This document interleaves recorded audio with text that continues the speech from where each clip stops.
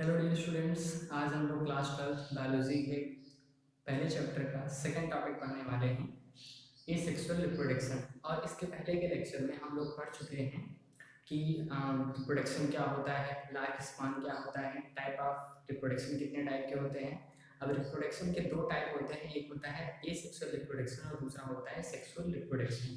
तो आज हम लोग जो है एसेक्सुअल रिप्रोडक्शन को डिटेल में पढ़ने वाले हैं और हम स्टार्ट करते हैं एसेक्सुअल रिप्रोडक्शन की डेफिनेशन से। तो एसेक्सुअल रिप्रोडक्शन क्या होता है? एसेक्सुअल रिप्रोडक्शन जो होता है उसमें केवल सिंगल पेरेंट ही कैपेबल होता है अपने समान जीवों को उत्पन्न करने में, और इसमें कोई भी गैमेट का फॉर्मेशन नहीं होता है। और अगर गैमेट का फॉर्मेशन नहीं होगा तो यहाँ पर कोई भी फ्यूजन भी नहीं होता है गैमेट्स का। तो एसेक्सुअल रिप्रोडक्शन जिसमें सिंगल पेरेंट कैपेबल है अपने समान जीवों को उत्पन्न करने में, और यहाँ पर कोई भी गैमेट का फॉर्मेशन नहीं होता है और ना ही गैमेट्स का फ्यूजन होता है। अब हम बात करते हैं एसेक्सुअल रिप्रोडक्शन के एग्जांपल्स की। तो अगर हम एसेक्सुअल रिप्रोडक्शन की एग्जांपल की बात करें तो जितने भी सिंपल टाइप के ऑर्गेनिज्म होते हैं एसेक्सुअल रिप्रोडक्शन सामान्यतः उन्हीं में होता है, जैसे कि प्लांट्स में और केवल कुछ ही टाइप के एनिमल्स में जो है, लोअर एनिमल्स में एसेक्सुअल रिप्रोडक्शन होता है। अब हम एसेक्सुअल रिप्रोडक्शन की बात करें तो एसेक्सुअल रिप्रोडक्शन में जो है डिवीजन किस टाइप का होता है। एसेक्सुअल रिप्रोडक्शन में जो डिवीजन होता है सेल्स का वो मेटाटिक डिवीजन होता है, समसूत्री विभाजन होता है। अगर कोशिकाओं का सेल्स का मेटासिस के थ्रू डिवीजन होगा, समसूत्री विभाजन होगा, तो इससे क्या होगा, इससे जो है जो बनने वाले ऑफस्पायरिंग होंगे, जो संतानें होंगी वो कैसी होंगी, वो जेनेटिकली और मॉर्फोलॉजिकली सिमिलर हो सकती हैं। तो इसी वजह से यहाँ पे एक नया टर्म आया है क्लोन। एसेक्सुअल रिप्रोडक्शन में एक नया टर्म है क्लोन।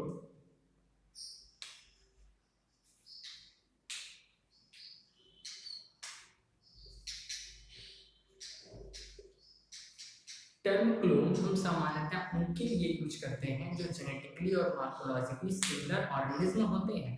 यहाँ पे नोट कर लेते हैं इस बात को।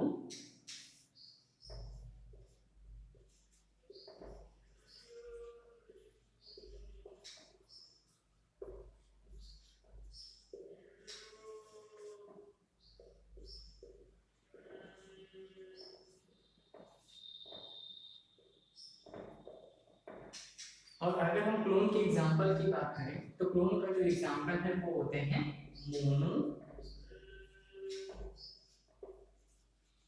Monozygotic twins. मोनोजाइगोटिक ट्विंस क्या होते हैं? ह्यूमन का जो एग होता है फर्टिलाइजेशन के बाद में, अगर जो जाइगोट बना फर्टिलाइजेशन के बाद में, वो जाइगोट अगर किसी कारण से डेवलपमेंट के ही टाइम पे डिवाइड हो जाए पूरी तरीके से, और डिवाइड होने के बाद दोनों सेल्स, दोनों जो अलग अलग जाइगोट हैं वो डेवलप होकर के दो नए ऑर्गेनिल्स को बना लें। अब चूंकि उनका जो डिवीजन हुआ है वो डिवीजन किस प्रकार का है, वो समसूत्री विभाजन है। वो डिवीजन जो है वो मेटाटिक डिवीजन है। अब मेटाटिक डिवीजन से जो उनकी जेनेटिक्स होगा वो दोनों का सेम होगा। इसी वजह से उनकी मार्फोलॉजी और जो उनका जेनेटिक स्ट्रक्चर है सेम है। तो हम मोनोजाइगोटिक ट्विंस के लिए टर्म क्लोन का यूज कर सकते हैं। और अगर हम बात करें एनिमल की, तो सबसे पहला जो एनिमल जो कि लेबोरेटरी में से बनाया गया वो है डॉली शीप। सबसे पहला जो क्लोन है वो डॉली शीप को बनाया गया। अब इसके बाद में हम बात करते हैं एसेक्सुअल रिप्रोडक्शन के टाइप की। तो सबसे पहले हम स्टार्ट करते हैं सिंपल से, फिर धीरे धीरे बाकी अदर टाइप्स के बारे में हम जानेंगे। सबसे पहला जो टाइप है एसेक्सुअल रिप्रोडक्शन का वो होता है फिजन।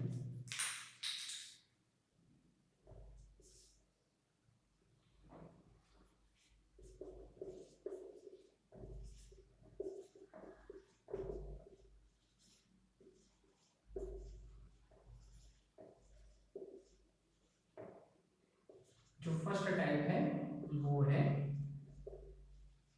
फिजन। फिजन में क्या होता है, फिजन में एक सेल जो होती है वो पूरी तरीके से डिवाइड होकर के दो सेल्स में डिवाइड हो जाती है।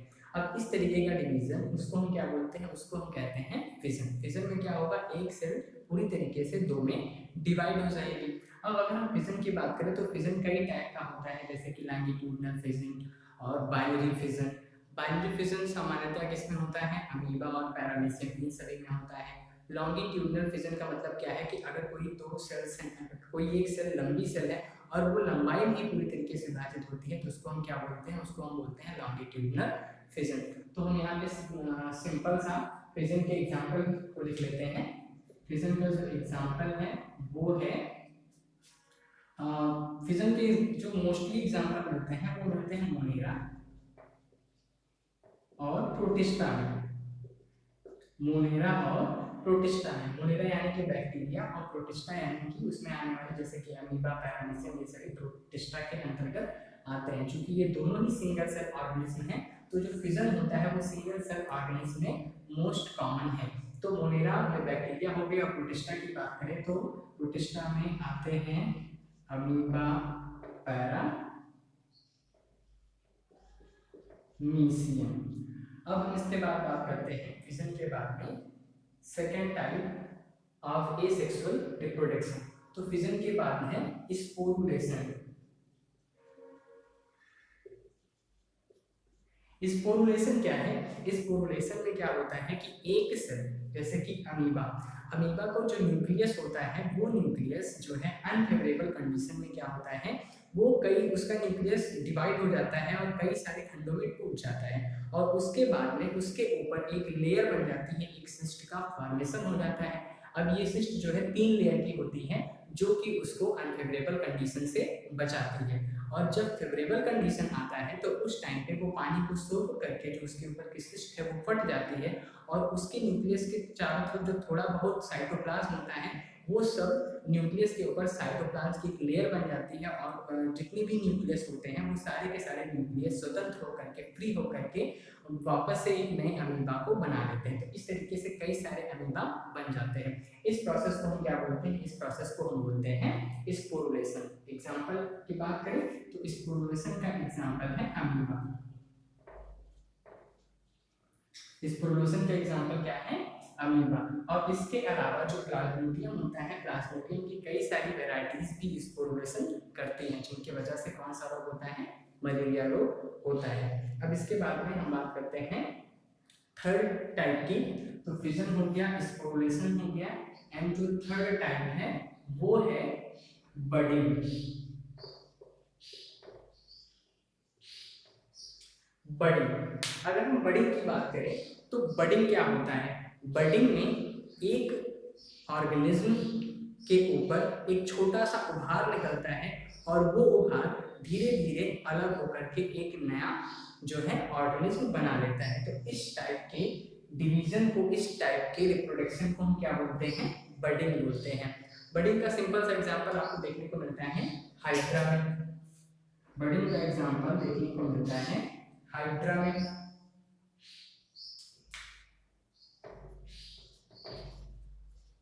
हाइड्रा में देखने को मिलता है बडिंग का एग्जांपल। हाइड्रा में क्या होता है कि एक छोटा सा जो हाइड्रा होता है वो उसके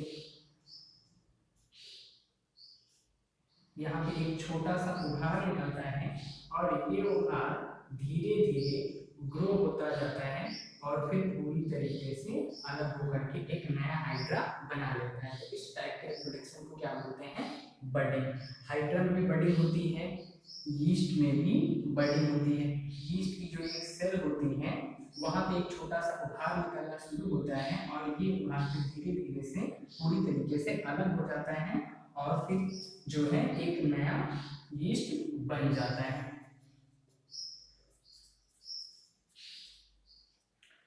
तो 3 टाइप हम लोगों ने पढ़े, फिजन, स्पोरुलेशन और बडिंग।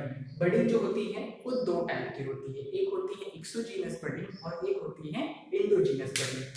बडिंग के 2 टाइप हैं, exogenous budding, exogenous budding and endogenous budding.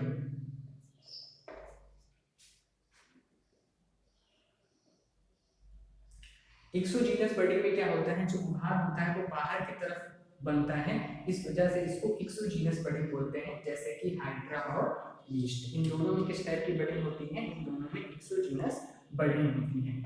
इनके एग्जांपल हैं हाइड्रा एंड यीस्ट।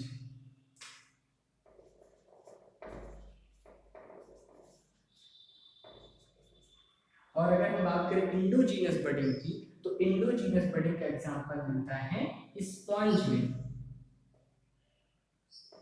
स्पॉन्ज में गैम्यूल का फॉर्मेशन होता है। स्पॉन्ज के अंदर इंटरनल जो इसका सीलोम होता है, स्पॉन्ज के अंदर स्पॉन्जोसील होता है, उस स्पॉन्जोसील के अंदर बड्स बनते हैं। ये जो बड्स होते हैं वो इंडोजीनस टाइप के बड होते हैं, उनको हम क्या करते हैं, उनको बोलते हैं गैम्यूल्स। गैम्यूल्स इन स्पॉन्ज। तो हम लोगों ने अभी 3 टाइप के सेक्सुअल रिप्रोडक्शन पढ़े, फिजन, स्पोरुलेशन और बडिंग। अब इसके बाद में हम आगे बात करते हैं और टाइप ऑफ एसेक्सुअल रिप्रोडक्शन की।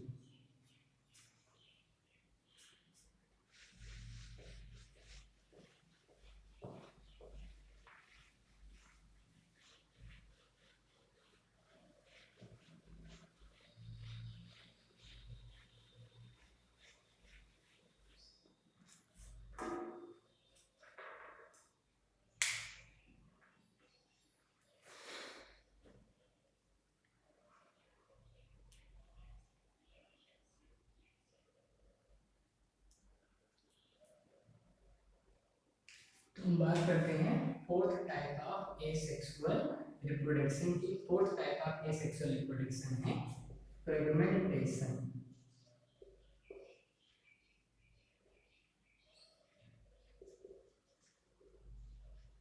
फ्रेगमेंटेशन में क्या होता है कि एक ऑर्गेनिज्म वो कई सारे टुकड़ों में बंट जाता है और बंटने के बाद में हर एक नए फ्रेगमेंट से एक नया ऑर्गेनिज्म बन जाता है। सामान्यतया यह एल्गी और शैवालों में और कवकों में होता है, लेकिन कुछ टाइप के एनिमल में जो है ये जो फ्रेगमेंटेशन के जरिए जो नया ऑर्गेनिज्म बनता है उसको हम क्या कहते हैं, उनको हम कहते हैं रीजनरेशन। तो फ्रेगमेंटेशन में क्या होता है कि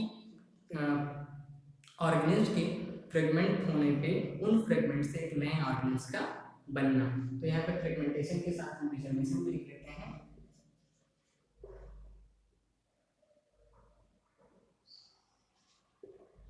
रीजनरेशन, रीजनरेशन जो होता है वो एनिमल में होता है। हम फ्रेगमेंटेशन के एग्जांपल लिख देते हैं ऊपर। फ्रेगमेंटेशन के जो एग्जांपल्स हैं वो किसमें किसमें मिलते हैं? फ्रेगमेंटेशन के एग्जांपल एल्गी और किसमें होते हैं? फंजाई।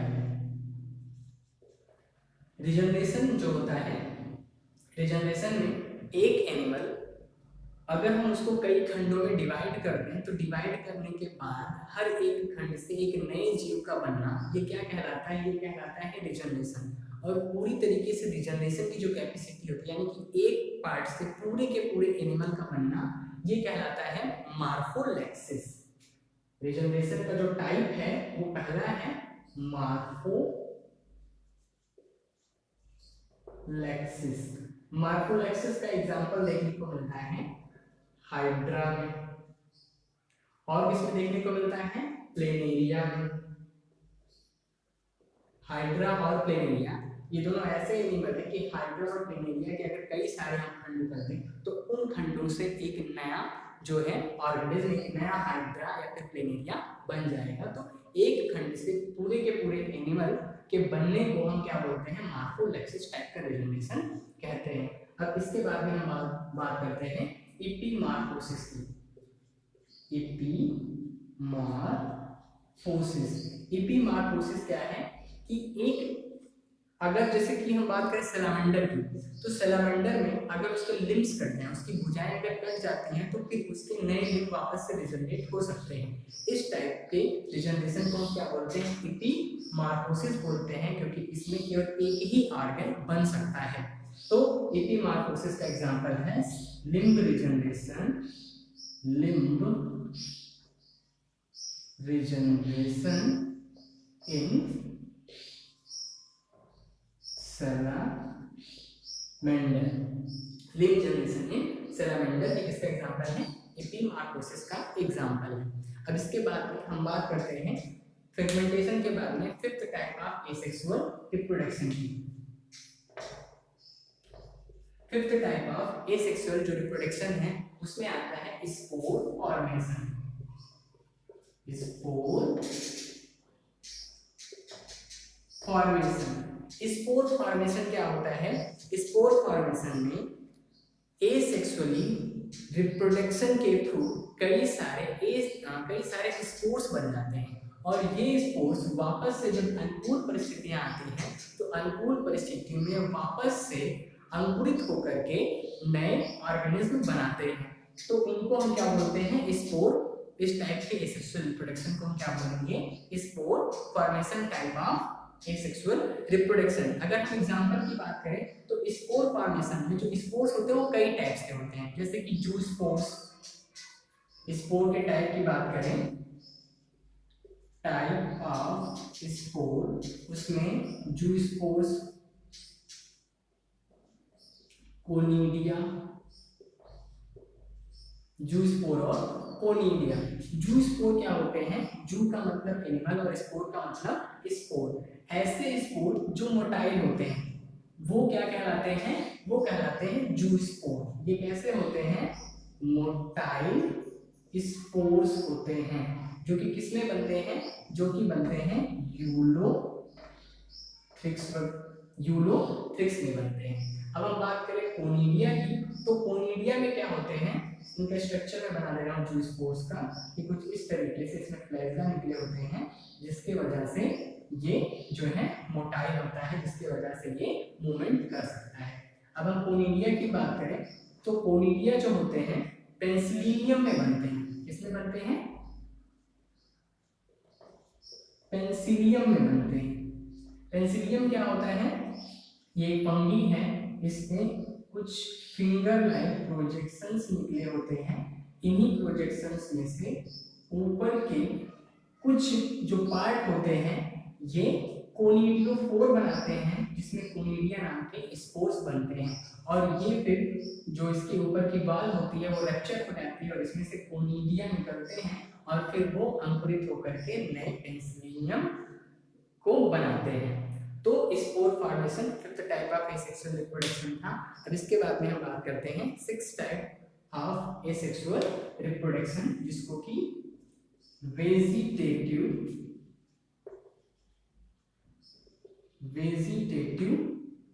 रिप्रोडक्शन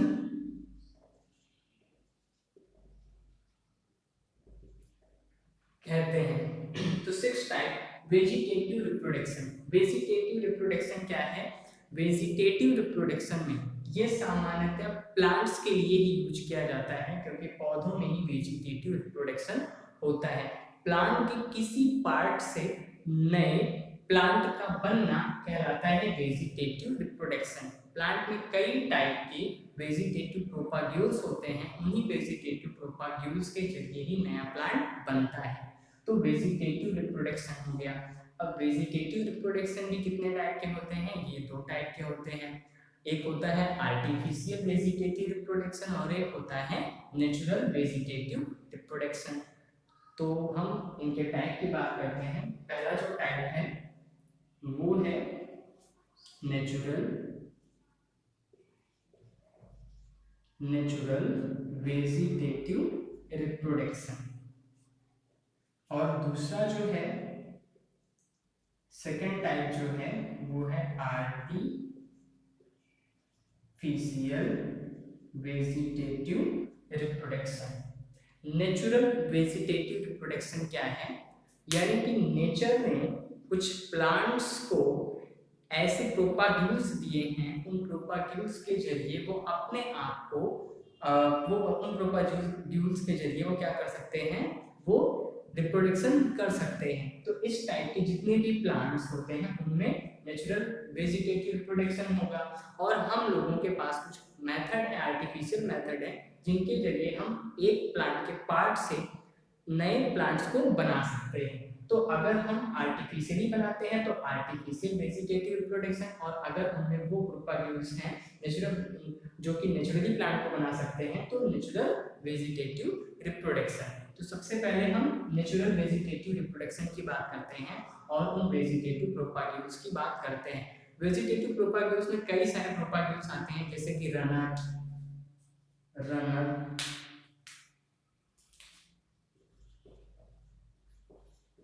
सुकर,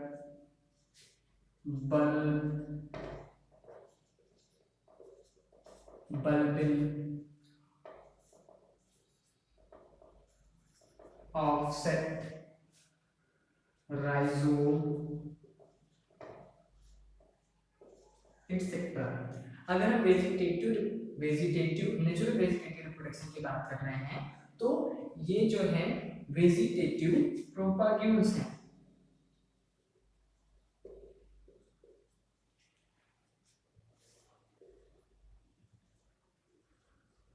वेजिटेटिव प्रोपाग्यूल्स हैं जैसे कि runner, sucker, bulbil, offset, rhizome etcetera. तो ये सारे वेजिटेटिव प्रोपाग्यूल्स होते हैं, इनसे जो है एक नया प्लांट बनता है। रनर जैसे कि ऑक्जेलिस, जिसको खट्टी बूटी कहते हैं, उनमें रनर्स होते हैं। रनर्स की अगर हम बात करें तो यहाँ पे हम इसका फिगर ड्रॉ करते हैं। जो इसका तना होता है वो जैसे जैसे आगे बढ़ता जाता है कुछ दूरी पे जो है उसमें नए रूट्स बन जाते हैं। अब इनको अगर हम काट करके अलग कर दें तो एक पार्ट से नया प्लांट बन जाएगा। तो इस टाइप का जो वेजिटेटिव रिप्रोडक्शन है उसमें वेजिटेटिव प्रोपाग्यूल्स हैं रनर। एग्जांपल हो गया ऑक्जेलिस। ऐसे ही सकर्स होते हैं, ऐसे ही बल्ब होते हैं। बल्ब जैसे कि ओनियन हो गया, बल्बिल। बल्बिल का जो एग्जांपल है एगो, बल्बिल का एग्जांपल है एगो। एगो बिल्कुल किसकी तरह होता है? एगो जो होता है वो बिल्कुल जो है एलोय की तरह होता है, घृत कुमारी की तरह होता है। अब इसके बाद हम बात करते हैं ऑफसेट क्या होते हैं। आप सभी लोगों ने वाटर हाइसिंथ जलकुंभी का नाम सुना होगा, उसको इकोराइना भी बोलते हैं। तो ऑफसेट क्या होता है? जो जलकुंभी होती है, इकोराइना का जो प्लांट होता है उसमें क्या होता है, उसमें भी बिल्कुल इसी तरह से कुछ प्रोपागेल्स होते हैं। तो उसका तना और उसमें कुछ टफ साफ रूट निकलते हैं। पानी की सतह पर जो उसका तना होता है उसमें थोड़ी थोड़ी दूरी पर कुछ रूट्स निकलते हैं, टफ साफ रूट निकलते हैं। और अगर हम इन्हीं पार्ट्स को काट करके अलग किसी तालाब में डाल दें जिसमें कि जो है जलकुंभी नहीं है, तो उसमें भी वो क्या हो जाएगा, कुछ टाइम के बाद में वो पूरा का पूरा जो तालाब है वो किससे भर जाएगा, वो पूरा का पूरा तालाब जो है वो जलकुंभी से भर जाएगा। तो जो जलकुंभी है इकोराइना या फिर जिसको वाटर हाइसिंथ भी कहते हैं, उसमें ऑफसेट जो होता है वो वेजिटेटिव प्रोपाग्यूल्स होता है। एक टाइम पे जो है बंगाल में जलकुंभी, हर एक तालाब में जलकुंभी की बहुत अधिक हो गए थे। इस वजह से इसको टेरर ऑफ बंगाल भी कहते हैं, बंगाल का आतंक भी कहते हैं। अब इसके बाद हम बात करते हैं राइजोम की। राइजोम जो होता है वो जिंजर में होता है। अदरक में आप लोगों ने देखा होगा, अदरक का जो टुकड़ा होता है उसमें जो है थोड़े थोड़े से रूट्स निकले होते हैं। अगर हम उस अदरक के पार्ट को काट करके जमीन में जो है रोपण कर दें तो उससे अदरक का नया पौधा निकल जाएगा। और ऐसे ही जो आलू में आइस होती है, पोटैटो में जो बड्स होती हैं, वो भी जो है वेजिटेटिव प्रोपागेल्स में आती हैं।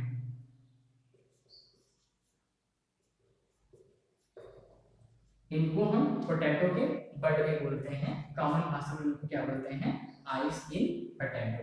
अब इसके बाद में हम बात करते हैं artificial vegetative reproduction. Artificial vegetative reproduction क्या है कि जब हम लोग अपने किसी मेथड से वेजिटेटिव रिप्रोडक्शन कराते हैं तो उसको हम बोलते हैं आर्टिफिशियल वेजिटेटिव रिप्रोडक्शन।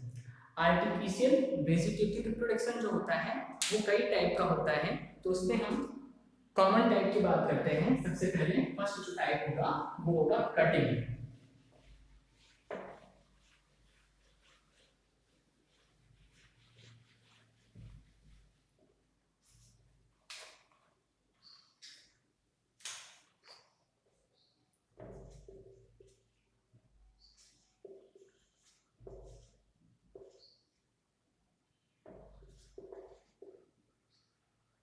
इसमें जो फर्स्ट टाइप है वो है कटिंग। कटिंग में क्या करते हैं, कटिंग में प्लांट को लेकर के उसके तने को काट लेते हैं और जब उसको जमीन में दबा दिया जाता है तो उससे एक नया प्लांट निकल आता है। तो ये एक टाइप का आर्टिफिशियल वेजिटेटिव रिप्रोडक्शन है।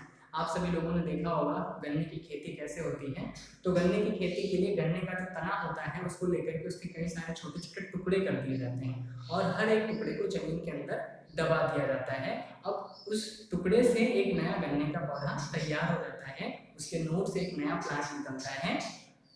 गन्ने में जो प्लांट होता है उसमें कई सारे नोड्स होते हैं, उन नोड्स पे कुछ बर्ड्स लगे होते हैं, इन्हीं बर्ड से ही वो नया प्लांट निकलता है। तो यहाँ पे हम क्या करते हैं, जो गन्ने का पौधा होता है उसके तने को कई भागों में काट लेते हैं और हर एक नोड को मिट्टी में दबा देते हैं, जिससे एक नया प्लांट बन जाता है। तो इस टाइप का जो वेजिटेटिव रिप्रोडक्शन है वो क्या कहलाता है, आर्टिफिशियल वेजिटेटिव रिप्रोडक्शन वो कहलाता है कटिंग। तो कटिंग के एग्जांपल क्या क्या हैं, कटिंग का जो एग्जांपल है वो हो गया शुगर केन, एग्जांपल हो गया शुगर केन। दूसरा एग्जांपल है रोज, तीसरा एग्जांपल है चाइना रोज, जिसको कि हम क्या बोलते हैं, जिसको हम गुड़हल भी बोलते हैं। ऐसे गुलाब का भी कलम लगाया जाता है, जिससे एक नया गुलाब का पौधा बन जाता है, गुलाब के एक तने से गुलाब का एक नया पौधा बन जाता है। अब कटिंग के बाद हम बात करते हैं दूसरे टाइप का जो है layering. Second type layering. Layering में क्या होता है, प्लांट जो पौधा होता है उसके तने को मिट्टी के अंदर दबा दिया जाता है। अब दबाने के बाद में क्या होता है, दबाने के बाद में वहां पर मिट्टी में कुछ इसमें रूट्स निकल जाते हैं। अब इसको यहाँ से कट करके ले जाकर के दूसरी जगह पर लगाया जा सकता है। तो इस टाइप के आर्टिफिशियल वेजिटेटिव रिप्रोडक्शन को हम क्या बोलते हैं, लेयरिंग बोलते हैं। तो लेयरिंग के लिए क्या होना चाहिए, लेयरिंग के लिए जो प्लांट का स्टेम है वो थोड़ा सा मुलायम होना चाहिए, लचीला होना चाहिए, ताकि उसको मिट्टी के अंदर दबाया जा सके। तो लेयरिंग का जो एग्जांपल है वो देखने को मिलता है ग्रेप्स में और जैस्मिन में। इसका एग्जांपल किसमें देखने को मिलेगा, grapes and jasmine.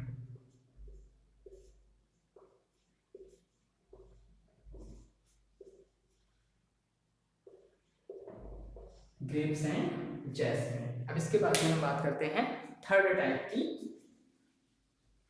Third type of artificial vegetative reproduction. तो थर्ड में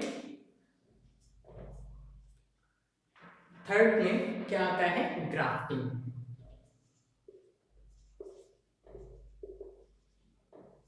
ग्राफ्टिंग में क्या होता है, ग्राफ्टिंग में एक पौधे की रूट सिस्टम और दूसरे पौधे के शूट सिस्टम, तने को एक साथ जोड़ दिया जाता है। अब इन दोनों को जोड़ने पर क्या होता है, वो दोनों आपस में जुड़ जाते हैं, कैलस के फॉर्मेशन के थ्रू वो दोनों आपस में जुड़ जाते हैं और फिर वो एक ही प्लांट बन करके वो धीरे धीरे करके ग्रो करने लगता है। तो इस टाइप के आर्टिफिशियल वेजिटेटिव रिप्रोडक्शन को हम क्या बोलते हैं, ग्राफ्टिंग बोलते हैं। ग्राफ्टिंग में एक पौधे का रूट सिस्टम लिया जाता है और दूसरे पौधे का क्या लिया जाता है, शूट सिस्टम लिया जाता है। तो उसमें से एक पार्ट को हम बोलते हैं स्कॉन और दूसरे पार्ट को हम बोलते हैं स्टॉक।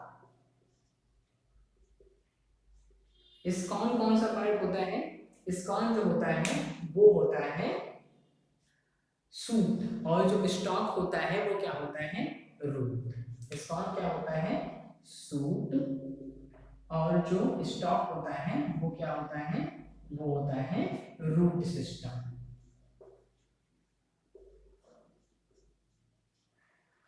तो हमने क्या किया, एक प्लांट का रूट सिस्टम लिया और इसमें कट करके दूसरे प्लांट का शूट सिस्टम लगा दिया।